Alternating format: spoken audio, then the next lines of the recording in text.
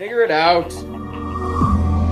Hello, this is Adam Koralik from Figured Out Productions. The following video is a video of some kind, and I hope you enjoy it. Hey guys, it's Adam here, and today we're going to be talking about a few PS5 Pro rumors that have been circulating lately. Now, you guys know me, I'm not really one for rumor videos in general, unless it's usually just to debunk them. Although occasionally, I must admit, I do like to actually just kind of entertain the what if of it actually being true. This is closer to that situation, however, there is some credibility to this one. I also must apologize because we are back in my office, just because it's easier to do this because I'm going to be looking at a screen to just kind of read some points. So, obviously, PS5 Pro rumors are not new. It's been a thing since before the system even launched. You know, that's just the generation and the era that we live in. I've even done several videos talking about vague possibilities, some motivations, etc. But we're going to kind of truncate all that into this video and kind of say what the genesis of this particular rumor is. And this one, like I said, it might actually have some validity.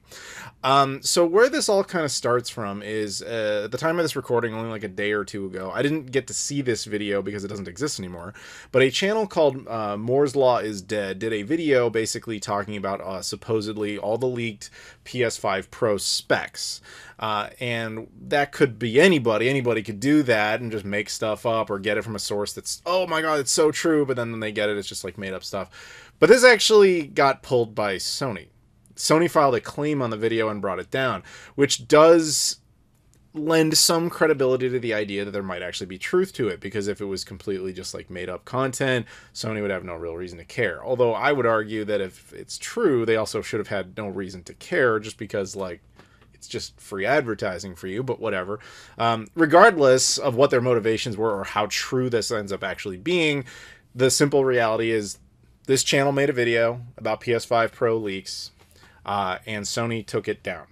That's pitch that however you want, believe what that means however you want, but what we're going to do for our purposes, because I don't really like to deal with rumor stuff, I don't like, you know, random things from somebody's cousin that said they totally worked there and it's probably true or whatever.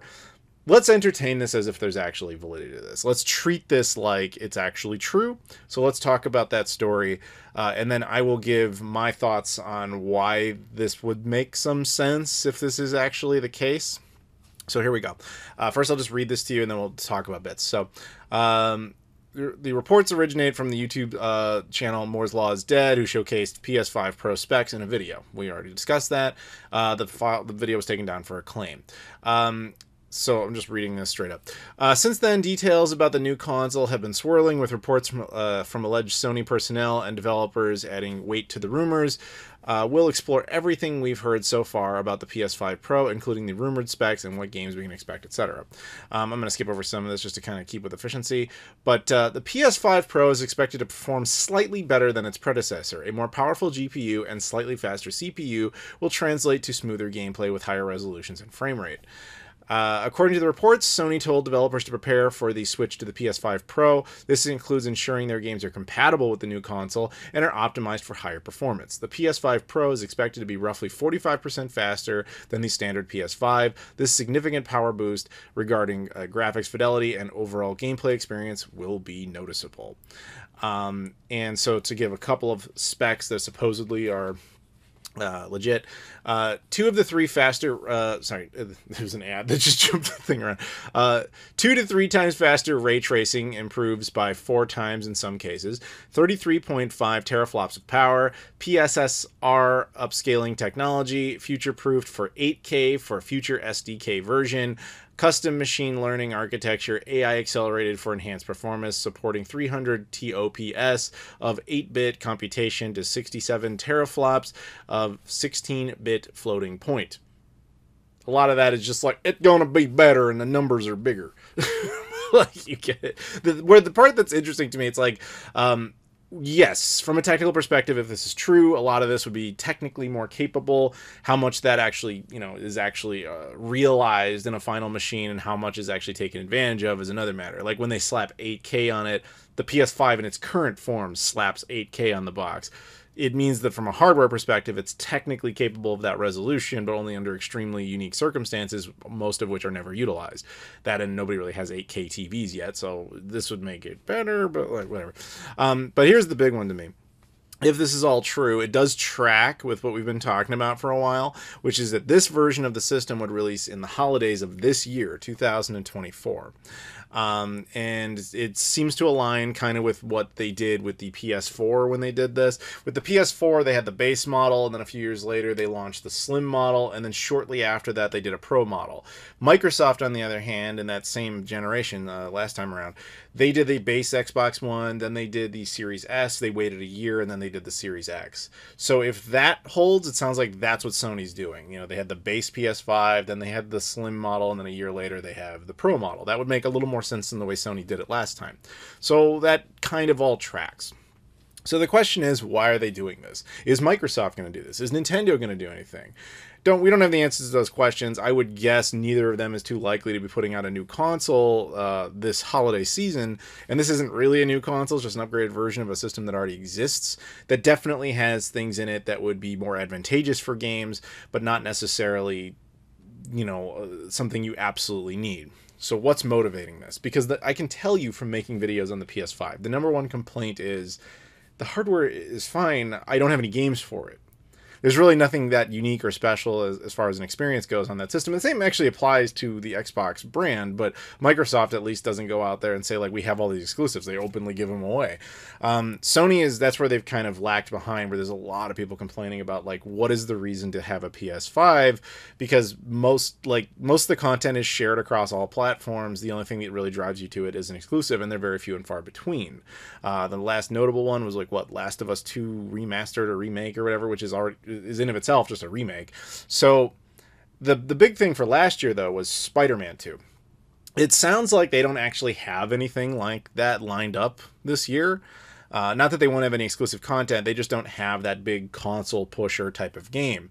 So here's the motivation behind this, hypothetically, if this is even true, and this is how it all kind of makes sense, is Sony doesn't have a big game this year, so what they're trying to push on is like, okay, well, we have a whole new console, and you're going to be excited about that just because that's a new piece of hardware, it's got all sorts of new capabilities, etc. But the big thing, the thing they are betting on is that this will become the definitive edition way to play Grand Theft Auto 6. Now, the thing with Grand Theft Auto 6 is, and I only just found this out, it apparently has no intention of a PC version, at least initially. It will happen eventually, inevitably, but it will not launch with that, and there will be a certain measure of time that is exclusive to consoles. So it is indisputable, I'm sure, to everyone out there that GTA 6 it's like a known absolute hit. Like, there's no chance that game flops. It may not be the greatest game ever. That is a different discussion, but it's going to make money, is my point. And if you are in the market for that game, you can either play it on the Xbox Series X, the Xbox Series S in a watered-down capacity, the PS5, or there's going to be this PS5 Pro. And that'll be the definitive edition way. You know, that's supposedly like the best experience you're going to get. So they're essentially like making a console to latch onto another company's big game since they don't have one themselves. They're upgrading their own game. And when you go with that logic, it suddenly makes a lot of sense, because if people there, I mean, there are what you would call normies, casuals, that will get a game console just because of GTA 6. They don't care about anything else. So why not have it be this like definitive way that it's clearly going to perform on the best and look the best, etc. That seems to be the core motivation behind this. So let me ask you, if you believe in that, if you think that that all tracks, it all makes a lot of sense, would you do this? Would you go out and buy a PS5 Pro just for GTA 6? Now, obviously, it would work with other content. It's just that it seems to be that that is their motivation. I guess I can't even fault them, because if they thought that would work, that would, I mean, it might. So I'm just going to ask you, who would buy this? Are any of you going to get a PS5 Pro, assuming it's real, for GTA 6? Or are you going to get it just to get it? Or are you just like, no, I'm not getting it? Or, yeah, what is your take on it? I'm genuinely curious what everybody has to say. And, yeah, I don't know if I would get it. Like, I'm going to be honest, GTA 6 is not a motivator for me to buy this console. Funny enough, I would be more likely to get it just to get, like, the console, but that's me. I'm a freak. I like, you know, I own an Apple Pippin. What can I tell you? I like having whatever. But I guess from a corporate perspective, I see where they're going with this. If it's true. If it's true. That's the big asterisk on it, but it is kind of fun to just engage on the possibility. So, there you go. If you guys could do me a favor, please like this video, comment down below, subscribe if you haven't done that before, as well as check out all my social media stuff in the description. Twitter, Instagram, Facebook, Discord, Patreon, my Spreadshirt, and my travel channel. I appreciate the support on all those platforms. Thank you so much for watching, and I'll see you all later.